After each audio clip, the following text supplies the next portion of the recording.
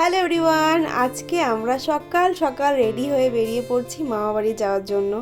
অনেক দিন থেকে আমাদের প্ল্যানিং ছিল যে আমরা ভাই বোনেরা এক জায়গায় মিট করব, মামাবাড়ি যাব। তো ব্যস্ততার কারণে হয়ে উঠছিল না, তো আজকে আমরা সবাই মিলে গেলাম। আর ভাবছিলাম যে কি নিয়ে যাব, তারপর মনে পড়লো যে এখন তো আমের সিজন, আম আর স্প্রাইট নিয়ে বেরিয়ে পড়লাম। এই লোকেশনটা তোমরা কে কে চিনতে পারছো অবশ্যই কমেন্ট করে জানিও। আমি আর এক্সট্রা করে বলছি না আমার মামাবাড়ি কোথায়, তোমরাই গেস করো।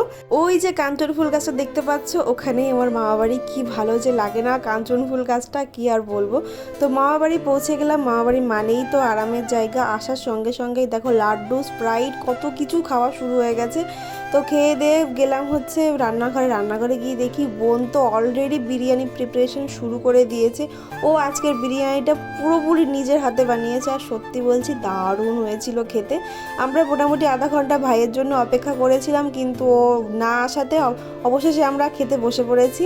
খাওয়া শেষ হওয়ার আগেই ভাই চলে এসেছিল। তো খেয়ে দিয়ে অনেক গল্প করলাম। আমরা গল্প করে বিকালের দিকে আমরা বেরিয়েছিলাম যে কটা ফুচকা খাবো, ফুচকা খেয়ে বাড়ি চলে যাব।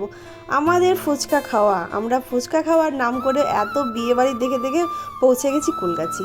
আর কুলগাছি এটা আমার ফার্স্ট টাইম, আমি আগে কোনো দিন আসিনি। আমার তো সত্যি বলছি ভীষণ ভালো লাগলো জায়গাটা। আর ভোলানাথের দর্শন করে আমরা অনেক ফটো তুলেছি, মজা করেছি। করার পর মামাবাড়ির পাশে এসেই ফুচকা খেয়ে যে যার মতো বাড়ি চলে গেলাম। সত্যি বলছি আজকের দিনটা ভীষণ ভালো লাগলো। মাঝে মাঝে একটু রেস্ট দরকার।